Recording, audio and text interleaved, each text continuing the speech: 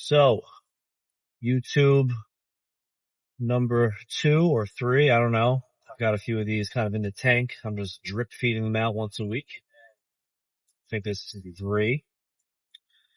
And, kind of really off script, even more off script and off topic than I have been in the past couple. But, I want to talk about the gi, training in the gi.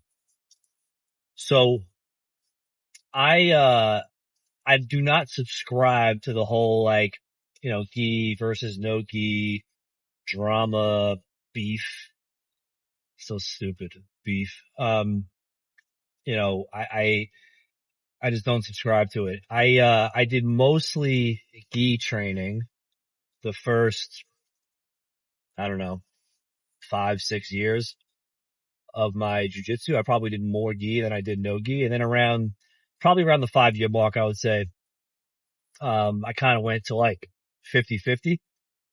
And actual 50-50, like I would actually track what I did each week and each month and each year to make sure that it was like even more or less because I'm a psychopath.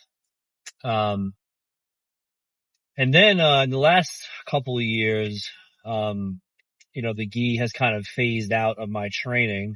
And again, not for any particular reason. I just, really enjoy no gi. And when I want to understand something and experience something, I try to do it fully and immerse myself. And so that's what I did. But I just left my first gi class, in over a year, and it was great. Gotta say, it was a lot of fun. My homie Sandy, at Black Belt Bartender, shout out Sandy, um, teaches the gi class where I train on Wednesdays.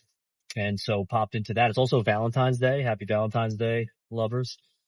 Um, and it was amazing, and I have kind of maybe a unique take on it, unique in the sense that I haven't heard anybody talking about it. I'm sure somebody has talked about it, but I haven't heard people talk about it. But I'm going to make it a point to take this gi class on Wednesdays every week. Once a week I'll train in the gi, for a couple of reasons. One, it was just fun.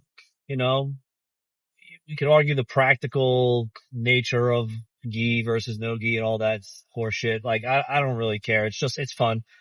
The physics of the gi are fun.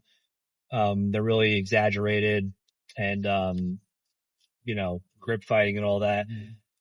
And, and so I'm going to do that. However, my unique kind of view on the gi is that for me, I almost kind of view it as like strength training because there's a lot more friction, a lot more, tension that you experience, when in the gi than you do in no gi. So escape type situations in no gi, it's a little easier, or a lot easier depending on who you're with, to kind of wriggle out of things, whereas the gi kind of really slows you down. And so I'm kind of approaching, putting the jacket back on, more as like strength training, just kind of like sport specific kind of strength training. Just having all my movements kind of be resisted. And I think that'll help me, in no gi. There's, the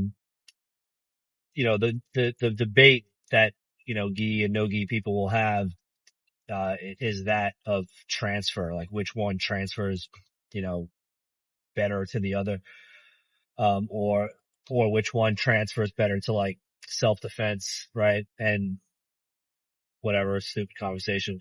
But, the argument goes that no-gi people will say that, no-gi transfers better to the gi because you have all these new opportunities for gripping, options. Whereas like when you are used to training in the gi, all those options that the jacket pants provide, go away.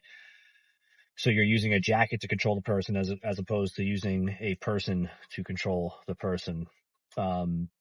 And I agree with that. I think I kind of lean that way. If you put a gun to my head. However, Hodger Gracie says the opposite. He actually says that training in the gi has more transfer to no gi. And I don't quite understand his reasoning because I've never heard him elaborate. I've just heard him quoted as saying that.